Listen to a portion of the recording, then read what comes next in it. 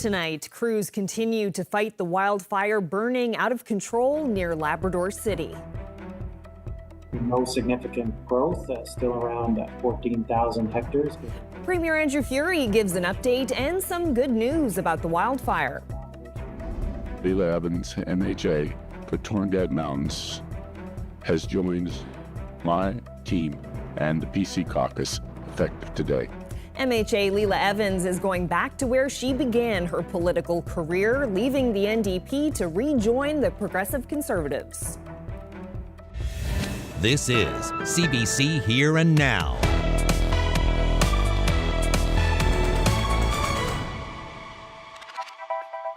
Good evening and welcome to Here and Now.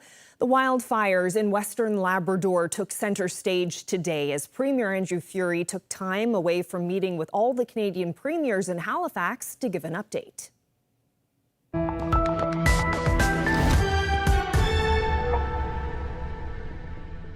Some good news from yesterday and early reports this morning. It remains a Category 1 fire. There's been no significant growth, still around 14,000 hectares, give or take. The position of the fire remains largely unchanged, 6 kilometers from Labrador City, 2 kilometers from the Walsh Cabin area, and 1 kilometer from the landfill. The weather pattern yesterday was quite favorable. Today is medium, I would suggest, or moderate risk. The winds remain low, which is a good sign. Certainly, the conditions are such that suppression activity and mitigation measures should be able to continue. So, from that perspective, we should have continued Newfoundland and Labrador water bombers, helicopter support on the eastern front, with Quebec from Fremont continuing to attack on the western side. We also are beginning to put some boots on the ground, but in there with tools to really get a better evaluation of the fire and really manually start to put some of this out. They're starting to arrive in Labrador City and doing some preliminary work around the base of the fire. With respect to the evacuation itself, there's 6,000 been registered so far. And we encourage people to register.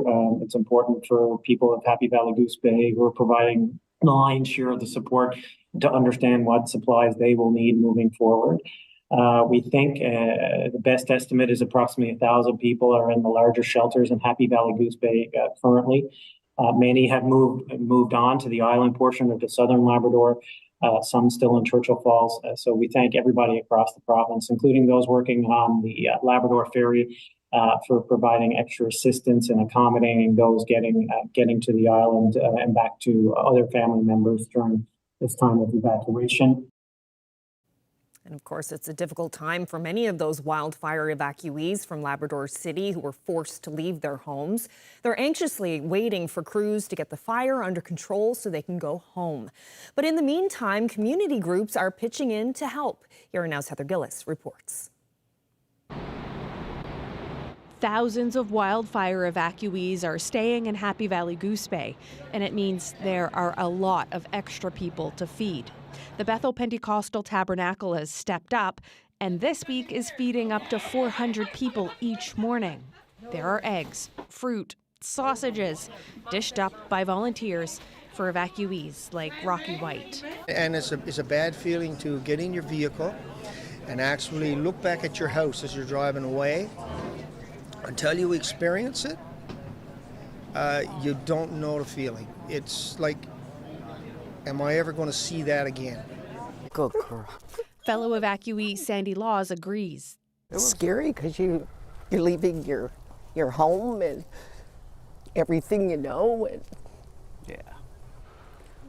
And I mean, for me, I think it was just... you don't know where you're going? It was just emotionless, really. For me, it was just, you're just focused on what's happening, what do you got to do, where you got to get to, and you just go in automatic mode, I guess.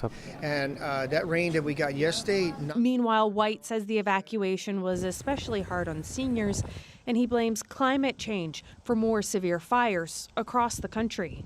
I've been in Labrador long enough to know that years ago, you'd get into wintertime, it'd be 40 below for 2 weeks in a row. You know, we don't see that anymore. Spring comes in April now rather than June, and winter comes in October rather than September. It's just a waiting game now. Yeah. And the people here in Goose Bay have been wonderful. I mean, hats off to them. There's little change in the fire, but more resources are on the way. 20 firefighters from New Brunswick to help tackle the fire from the ground once it's safe to do so. Heather Gillis, CBC News, St. John's. And while the evacuees wait for the green light to go home, one charity in Wabush is helping the helpers. It's sending clothes and other items to support people who fled to Happy Valley Goose Bay. Here Now's Daryl Din brings us that story. Even though Mission Kitty Thrift Shop in Wabush is currently closed, the shop has teamed up with a store in Happy Valley Goose Bay to help evacuees there. We read of a plea for clothes and some supplies that the Goose Bay thrift store was reaching out for. So my sister and I came down to the thrift store, and we had a little list from then, and we packed up some of the items. Some of the things they needed were like men's shorts and shirts. I guess, they didn't have like a lot of that. Extra large, plus size women's stuff. We did a little bit of everything: shorts, pants, tops, whatnot, pajamas. Mission Kitty usually donates money to charities in Labrador West, but this year staff decided to mark the shop's second anniversary by helping those who've been displaced. So I kind of put a new spin on things, and we decided to donate $5,000 to some organizations in Goose Bay that are helping with the evacuees. We gave $2,000 to the Salvation Army food truck. I asked that it specifically go to the food truck. I know they're providing a lot of meals and snacks and whatnot for the evacuees. And then, of course, we gave $1,000 to the Goose Bay SPCA because I know they've been supplying food and litter to all our furry friends that are down there. Even though Mission Kitty donated to 4 different groups, one was extra special. My family are Salvation Army, but my nan, she passed just 2 years ago. She was always very proud of what I did with Mission Kitty. Yeah, that was that was special to me. The items for the thrift store are loaded and now en route to Happy Valley Goose Bay to help the evacuees. And Mission Kitty is happy to send more items if needed. Daryl Din, CBC News, Wabush.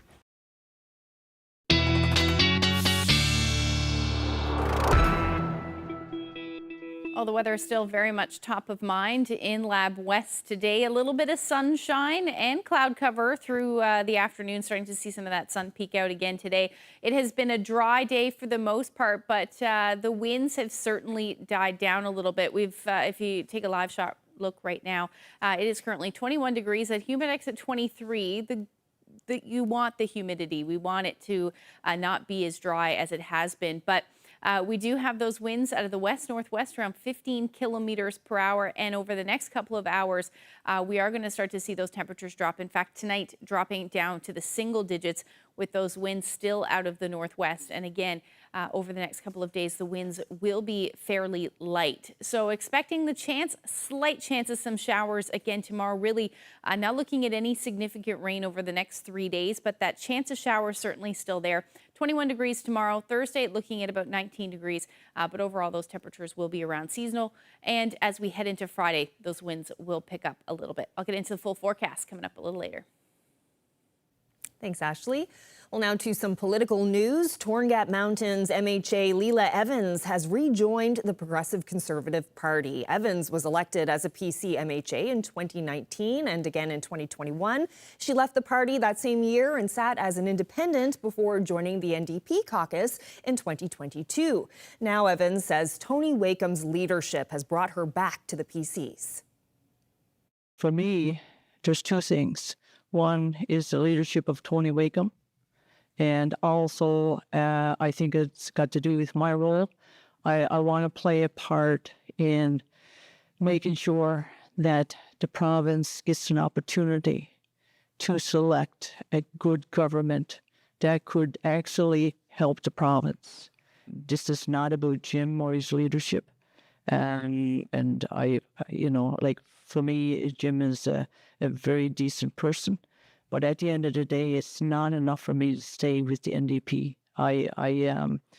It's not a party that I feel I can grow with. It's not a party that I guess my expectations were a bit different. But also, I don't want to harm the party. I don't. In my leaving, I don't want to harm Jim's leadership. I don't want to harm the party in any way. There's a role for the NDP at the provincial level. It's just not with me. Well, NDP leader Jim Dinh says Evans' decision came as a bit of a shock. And he says she'll likely have less influence on the PC's decision-making than she had with the NDP. It was a surprise in some ways to me personally. But, I did wish her well, and, we're going to be still colleagues in the House. I guess one thing, she was one voice of 3 of MHAs, so there was a lot of ability, influence, and to have a voice in what decisions we did make and where we did go with things. And while Evans says the PC party today is different from the one she left, a political scientist who's been studying party loyalty in Canadian politics says it's rare for a politician to return to a party. It's not unusual for people to change political parties. That happens throughout the country, both federally and provincially. But I think the thing that is quite unusual in this particular case is usually when somebody leaves a party, they don't come back. And in the book that I've been working on, we call these boomerang partisans. And that is people who leave and then they snap back into their original party. It's just not something that happens very often.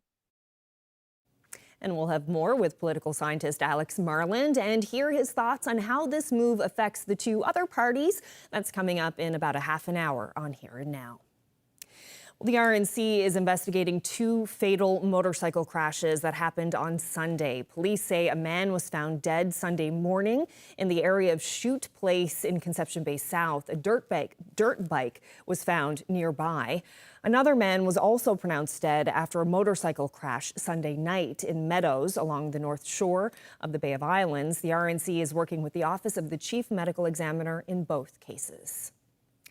Well, how much money did the City of St. John's spend in a court battle to keep a payout private? The province's privacy commissioner says that information doesn't have to be released publicly. Elizabeth Whitten has that story. According to the Newfoundland and Labrador Information and Privacy Commissioner, the City of St. John's legal costs to settle a workplace harassment claim are covered by solicitor-client privilege. Acting Commissioner Jacqueline Lake Kavanaugh wrote, "While there is plainly an inherent public interest involving records of the expenditure of public funds, when weighed against the purpose of the exception, the threshold to override solicitor-client privilege has not been met." It all goes back to workplace harassment allegations at the city-owned Mary Brown Centre in 2021. The allegations resulted in the Newfoundland Growlers hockey team being booted from the rink for several weeks. The city investigated the conduct and eventually resolved the dispute, allowing the Growlers to return to the ice and paying out almost $1.3 million to team owner Deacon Sports and Entertainment. That amount was released after the Supreme Court of Newfoundland and Labrador ordered the city to release it. But how much was spent on lawyers will stay under wraps. CBC News filed an access to information request to find out the city's legal costs. A heavily redacted 10-page document was released. CBC News turned to the Information and Privacy Commissioner, arguing the information is a matter of public interest. Lake Kavanaugh disagreed, meaning the city's spending on lawyers will remain a secret. Elizabeth Whitten, CBC News, St. John's. Well, some childcare providers are wondering when they'll get paid. They expect regular payments as part of the $10 a day childcare program. As payment delays have put some daycares in a tight spot, the opposition is calling for a quick fix. Here Now's Jessica Singer reports. Renee Francavilla operates Teeter Tots childcare from her home in Paradise. She's supposed to get paid once every 3 months, money needed to run the daycare and support her own children. But it's rare she gets paid on time. It was difficult for me to buy diapers for my own son. He's 1 year old. Buying, healthy meals for my family. I've been having to resort down to foods that are not the most healthy, which is not like me. Family childcare operators like Francavilla have to submit a form to the government every month. That form is part of the province's operating grant program, which offers $10 a day daycare to families. She's supposed to get paid within 10 business days of submitting the form. But after a bunch of back and forth with the government, it took her 20 days to get paid. It's been difficult to pay things on time. Like, we all have bills, we all have, car payments, mortgages. Things have not been able to get paid in the manner that they should have been paid when we were expected to receive our funding from the government.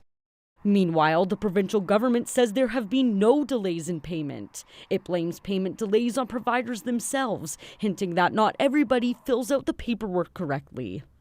But Francavilla isn't alone. PC education critic Paul Dinn says he can't count how many families and care providers have complained to him about the operating grant program. He says the provincial government needs to untangle the red tape. But when you have daycare operators that are operating quarter to quarter and you have a delay as much as 2 weeks, and in this case further, then there should be a process in place that ensures that transition or that the gap in payment is shortened or resolved altogether, either by allowing operators to apply earlier in the quarter or advancing them a payment. Dinn is hosting a town hall meeting tomorrow evening at 7 p.m. at the Topsail United Church for any families or caregivers who are interested in sharing their concerns. He thinks a big one will be a lack of communication. Jessica Singer, CBC News, St. John's. I'm Paula Gale, host of the broadcast. I'm here on the wharf in Kitty Vitty Village with CBC videographer Curtis Hicks. Now, Curtis and I, we've never had a lobster roll. And we're here today to check out a brand new seafood truck. And this truck, the specialty, the lobster roll. All right, Curtis, let's go check this out.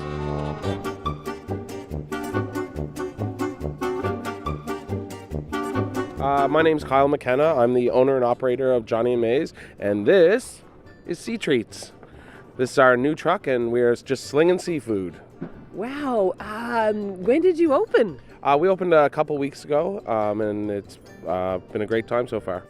I'm originally from PEI, and I just, everywhere at home, you can't walk 20 feet without getting a lobster roll, and I thought that there's a niche market for it here maybe, so we're giving it a go and seeing what happens. Okay, what's the secret to a great lobster roll? Really good lobster and really good bread. Shout out to Boy Dill.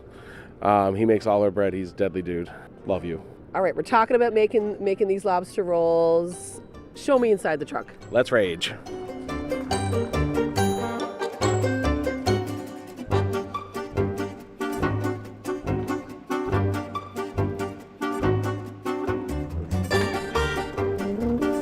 What do we have here? Fantastic PEI lobster goes in. Then we're doing chopped celery, chopped green onion, dill, a little bit of salt. Oh my goodness. Newfoundland wind. Mayonnaise.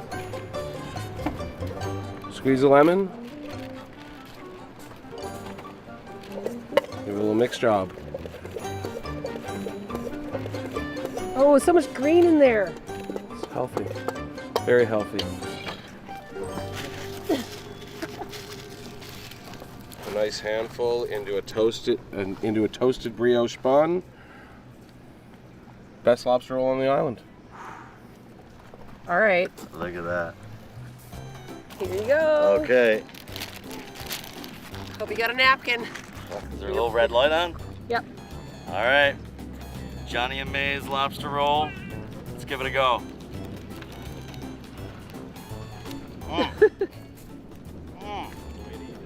Cameraman approves. Love that dill. All right.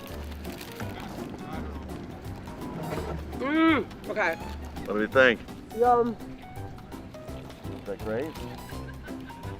I love dill. So good. Beautiful. Oh, I think Curtis really loves it. All right, well, another food and drink news. A new vodka made in this province has been distilled with a few interesting ingredients. The brightly colored spirit has a local wildflower and a bit of spice. We've got this glorious new Fireweed vodka, which is a bright sort of pink vodka, which is the same color as Fireweed. And Fireweed grows on the side of the road, sort of, and in lots of fields and sort of, around the coast. And it's just a sort of glorious natural herb. Some people call it willow herb, but it's called fireweed because it actually is the first weed that grows back after a fire. But it gave the vodka a glorious colour. So when we first tasted it, it was like tea with your vodka, and we were going, oh, that's not quite good enough. So we wondered what we could do. We've got some friends at Roots NL who have a farm, and they were growing lots of chilies, and we thought, oh, chilies. We could put a little bit of heat with the fireweed. It would fit the name really well and make it a bit more complex and interesting. When you have it neat, it gives it a little bit of heat, which you can get in the middle, and the alcohol is very smooth.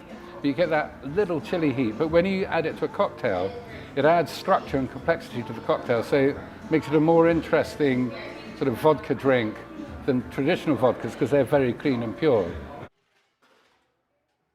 It's almost the color of purity syrup. All right, well, it's a source of frustration for some people, but others find fun in solving a Rubik's Cube. The popular puzzle is celebrating its 50th year in 2024, and some folks in Corner Brook held a speed cubing competition. Challengers tried to solve the skill-testing toy as quickly as possible. The CBC's Alex Kennedy stopped by to learn more. We've got a Rubik's Cubing competition, a speed cubing competition for all ages. We've got under 12 and 12 plus. I was speaking with a parent at another math outreach activity, and we were talking about just more things we could be doing in the community to help students who maybe are looking for some enrichment in math or STEM generally. What is it about cubing that is so cool to you? Like the algorithms. They're like a sequence of moves that like it unsolves something, but like you restore it in a different way and it like solves something else. I picked up a random Rubik's Cube in my mother's basement once, and I thought I want to learn to solve this, and ever since I've been going at it trying to learn to solve it. You just had a pretty big time put up on the board. Tell me about that last run. Tell me what you think of it. It was 15.9 seconds, and I had a +2 at the end, so it was 17.9, which is 0.2 seconds away from my personal best, which is pretty crazy thinking I got my personal best a few days ago. What goes through your mind on a solve? Tell me about it. I'm just looking for everything. Everything I'm looking at, I'm looking one step ahead at the same time. I'm trying to make sure I know everything. I'm trying to make sure I can look at all 6 sides of the cube at the same time. And I normally fail, but apparently on that last solve I did good enough. It was amazing, and I'm really happy that we can get to show this off. It's a more niche skill that you develop, but I'm really happy we can show this off to more people, and I hope that these continue in the future. Well, the St. John's Regional Fire Department has been pretty busy despite the fact that a provincial-wide fire ban is in place. We'll talk about it coming up.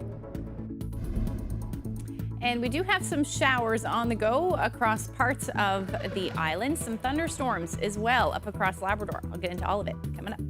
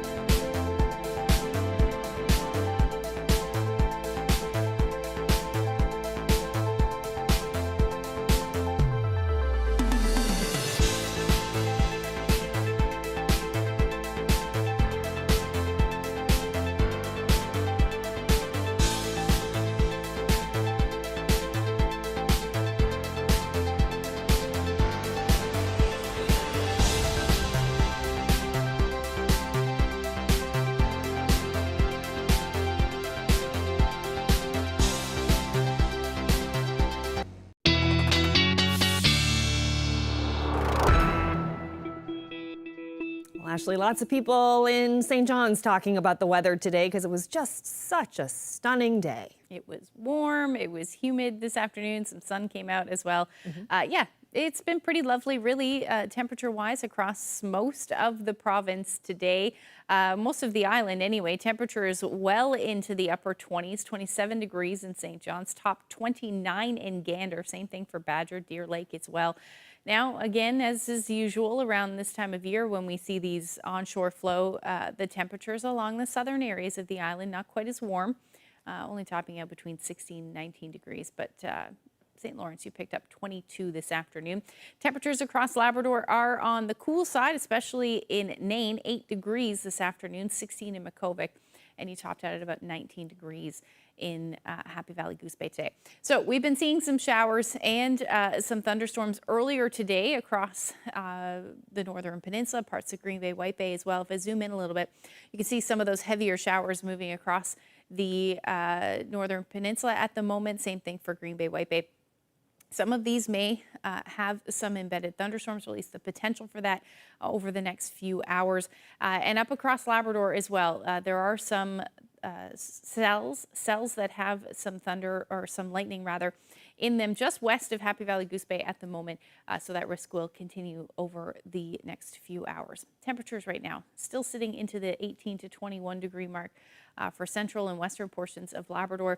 It's really the humidity today into the low 30s for most. It feels like 34 degrees in Corner Brook right now, 35 in Deer Lake.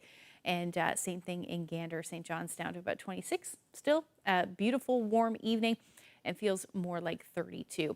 So this hot weather or the muggy weather is going to continue. In fact, even feel a bit more humid tomorrow and Thursday.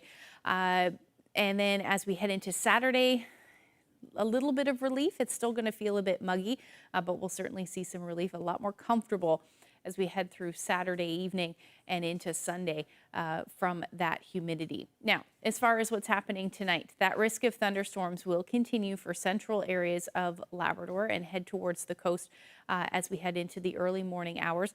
There is a risk that we will see some thunderstorms as well developing for southern areas of the island, particularly the Burin Peninsula, potentially the southern Avalon as well, and then parts of the southwest coast as we get into the early morning hours. Here's a look at that risk. I don't think that they'll be too significant, but you may hear a few rumbles of thunder. And again, same thing for southeastern portions of Labrador. And temperature-wise tonight, it is going to stay mild, anywhere from 17 to 18 degrees across the island, a little cooler for the northern peninsula. Winds light for the west coast. Eastern areas of the island and along the northeast coast, you're looking at southwesterlies gusting anywhere from 20 to 40 kilometers per hour. A chilly night in Lab City tonight. That's good news, 9 degrees and anywhere from 12 to 16 for the rest of the Big Land.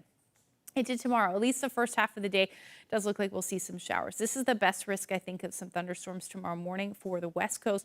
Then it'll head towards the northern peninsula tomorrow afternoon. And really, most of the day will be unsettled with the chance of showers in the mix. A few peaks of sun as we head into the evening hours across the island.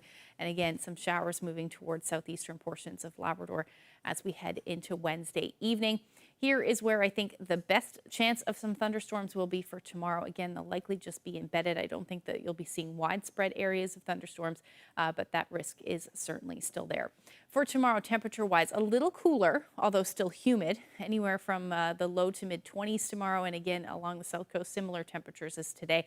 Those southwesterly winds will be gusting anywhere from 20 to 40 kilometers per hour. Northern Peninsula, you're staying on the cool side as well with that chance of showers. And really still looking at anywhere in the low to mid-20s for central Labrador and those teens towards the coast. I'll get into the long-range forecast when I come back a little later in the show.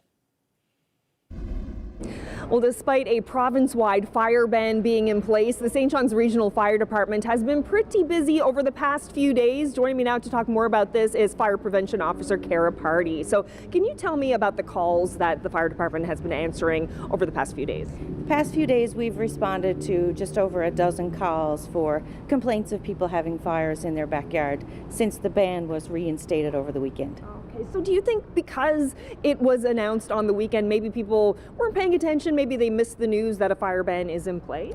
Possibly, it could be that. I know when I'm off on the weekend, I don't pay as much attention to the news as I do during the week. I also feel that because we've had some rain, people may think, oh, well, there's no fire ban implemented here because it's been so damp, but it's not the case. There is a provincial fire ban in place. Yeah, and tell us more about the purpose of this fire ban. So yes, there has been some rain, but it's not necessarily about that. It's about protecting the assets that are fighting fires in Labrador, right? Absolutely. As I hope most people know, there is a rather large forest fire burning just outside of Labrador City.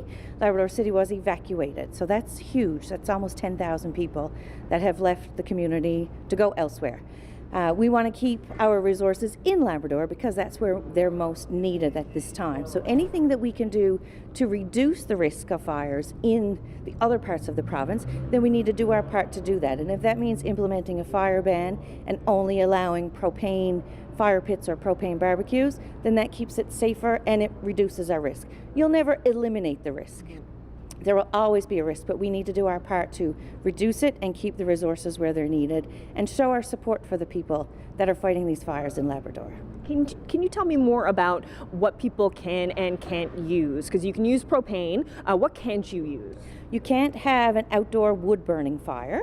You can't have a charcoal barbecue.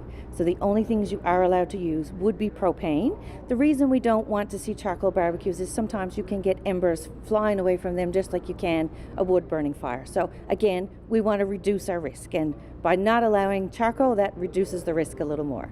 Okay, well, hopefully the message gets out, Carrie Party. Thank you so much. Thank you very much. The thing that is quite unusual in this particular case is usually when somebody leaves a party, they don't come back. And in the book that I've been working on, we call these boomerang partisans. MHA Lela Evans goes full circle. A political scientist weighs in on her choice to return to the PCs.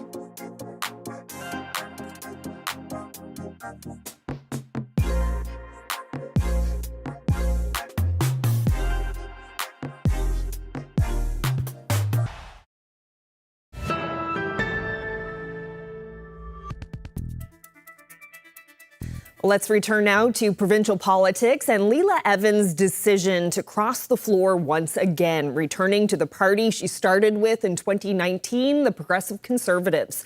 Evans has changed affiliations multiple times, from a PC to NDP and then briefly as an independent. And today she credited the leadership of Tony Wakeham as her major factor in her decision to return to the PC fold.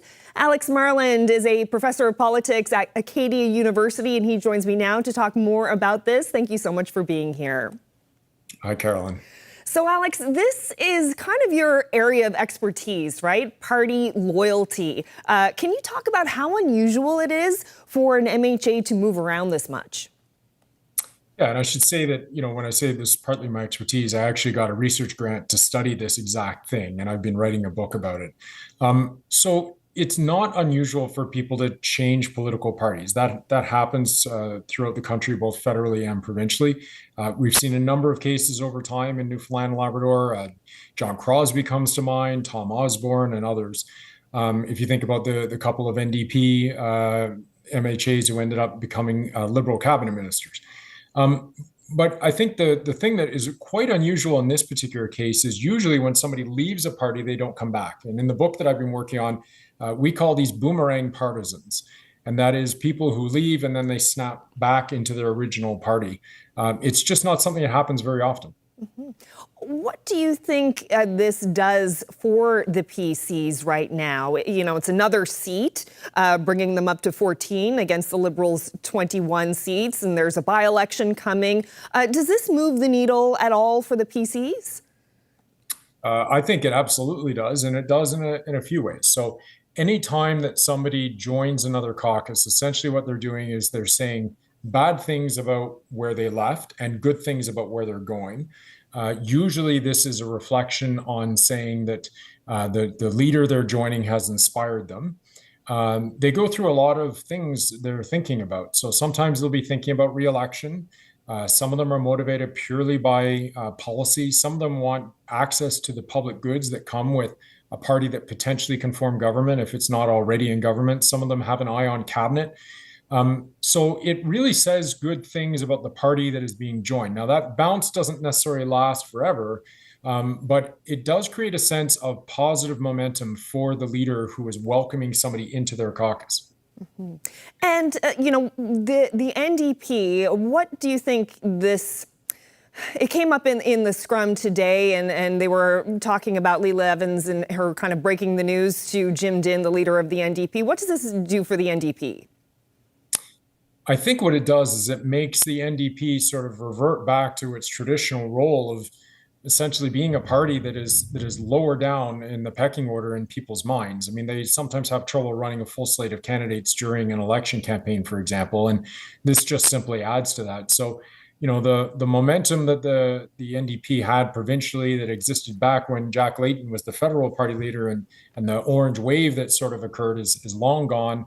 And now the NDP is really tied very much to an NDP federally that is also unpopular and struggling. So it really suggests momentum for the PCs provincially. Mm-hmm. And what about the Liberals? How do you think they're feeling about this move today? Election coming up next year. It's one seat, but every seat counts.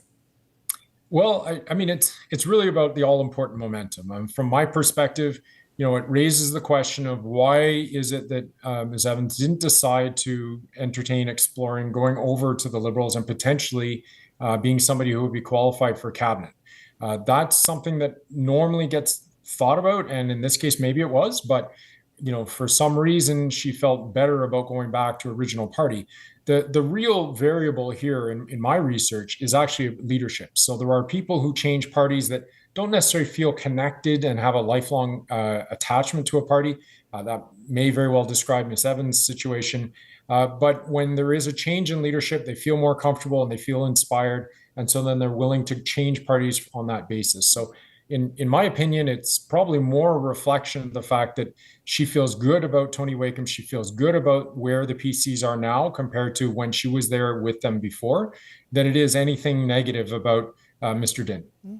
Okay, a win for Tony Wakeham today. Alex Marland, thank you so much for your time and for your analysis of this. Thank you so much.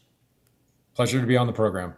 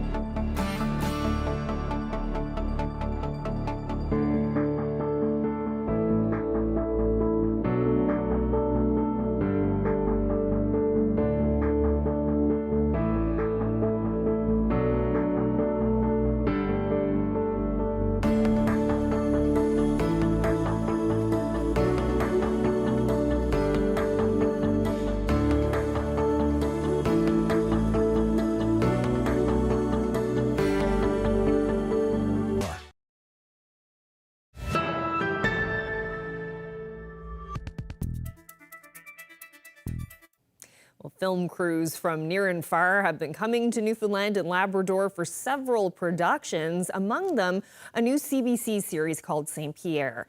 The cop drama filmed both in St. John's and the French territory, and it's set to debut in 2025 on CBC television. Earlier this summer, we got a behind-the-scenes look at the filming of an episode. Let's go where we think, if you guys were kind of center stage here.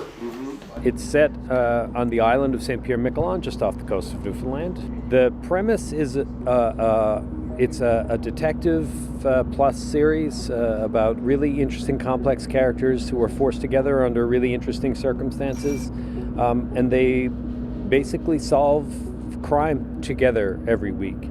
My character is Inspector Donald Fitzpatrick of the RNC. He gets himself into some hot water on a political level with the fictional premier here in Newfoundland, and his boss kind of ships him over to St. Pierre on this exchange program that's supposed to be for cadets, but she realizes this is the best place to hide him for a little bit. And when he gets there, he ends up teaming up with this fictionalized police force in St. Pierre called the St. Pierre Miquelon Police Department. And he meets this other local cop, originally from Paris, and they are forced together by fate. Arch, why don't you give the inspector a quick lay of the land? Take him down to Île Marin and see about that vandalism and the goat feces. The thing that I like the most about her, that she's really independent. She's a badass. She's faithful, she's true. What you see is what you get. She's a professional, she's good at what she's doing. You know, you want to do a project, but you're like, you never know if it's going to be you or not. And I remember I was at my house and my parents were waiting downstairs for me. I was doing the Zoom call upstairs. And then he appeared on the screen and we did the scene together. And I was like, okay, now I want to do it. This is mine, I want to do it. Because I don't know, the chemistry was so obvious. He was so good and so nice, and when I went downstairs after the call, I was like, Mom, Dad, I want to do it, this is mine, please. And I prayed so hard to get the job, and I couldn't be more grateful. And every single day when I wake up in the morning, I'm like, thank you, God, thank you so much. Yeah, it's a dream. When I read the script, I was like, this is it, I want to do it. It's as simple as this. And then you're on set with the crew and you're like, yeah, I made the right choice. But I think, because you know nothing about a project when you audition for it or when someone asks you to do it, what you have is the script. And I think it's so well written that the characters, you know who they are straight away. I knew who Arch was and I was like, I want to be her so bad. So, you know, when you have writers and producers who do a great job, it's just as simple as this. We were all so excited about the opportunity to have her be a part of this. And look, that was before I met her. That was before we started working together. You ask anyone here, we couldn't have a more perfect Arch, and I couldn't have a more perfect partner as an actor. It is a true dream to go to work every day with her. Everybody feels it, and I know because I am the producer. I would know. I hear everything. Everyone is in love with her. Her generosity of spirit, her generosity as an actor, it is like we've known each other our entire lives and we were born to work together. Since the very beginning, I had a very good feeling about this one that you cannot explain. It's something magical. I'm very into, feelings and the universe and what the universe will bring to you if you ask for good things. And I've been asking for so long to get the project, and I think this is the project. And meeting the people and reading the scripts and being on set every day, wearing the costume, for me, there's no doubt at all. This is a good project and people are going to love it. And we're going to be filming in St. John's and St. Pierre for years, I hope.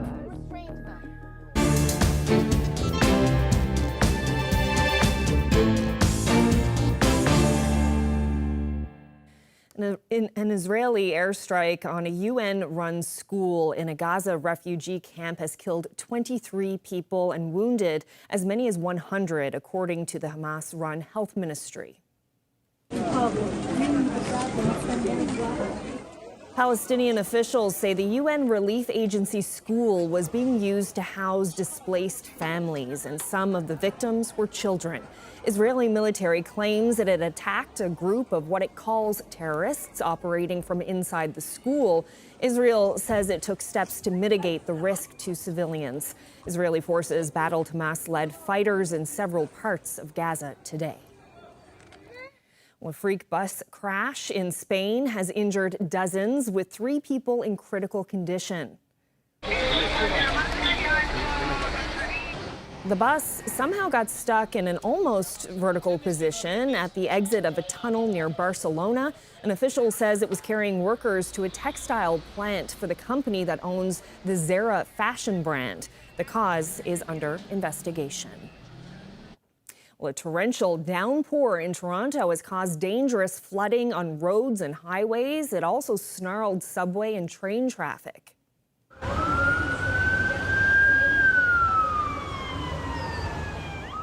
Flooding forced the closure of parts of a major highway connecting downtown Toronto. Other parts of the Greater Toronto area have also been impacted. The heavy rain also shut down Union Station, the city's main subway and commuter train hub. Environment Canada says some places could be swamped by up to 125 millimeters of rain before the day is over. The deluge also knocked out power to 167,000 customers earlier today. Well, swan upping, the centuries-old British tradition of counting the monarch's swans, is underway. Swan upping has been taking place since the 12th century. Naturally, in those days, it was a very, very important food. Of course, today, swans are no longer eaten, and they are a protected species. Well, the King retains ownership of all unmarked mute swans in the open waters of the River Thames. The traditional way of catching swans uses longboats to round up the birds. Once the family is caught, it's taken ashore. The adults and their cygnets are weighed, measured, and checked for injuries. The swan population on the Thames is still recovering from a bird flu outbreak 2 years ago, which killed several breeding pairs.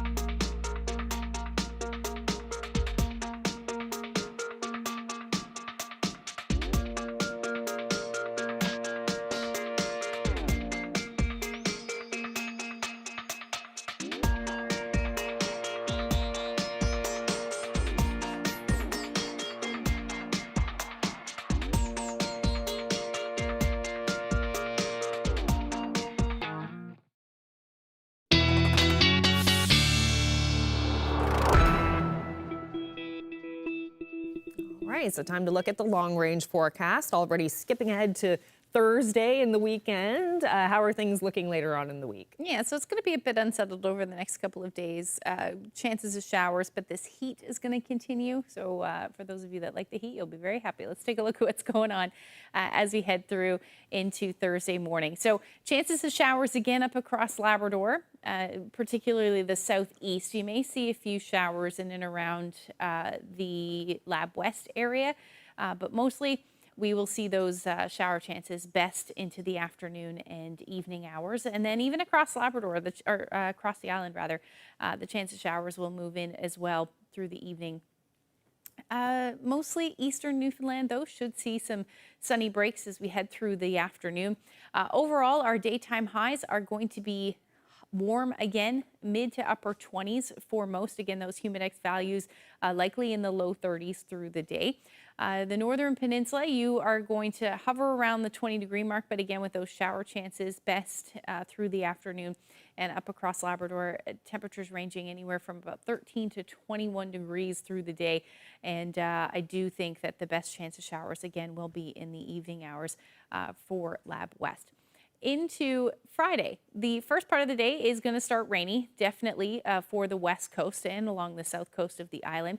The chances of showers will continue at least through the afternoon hours, and the same thing up across Labrador, particularly central, well, most areas of Labrador except in the west.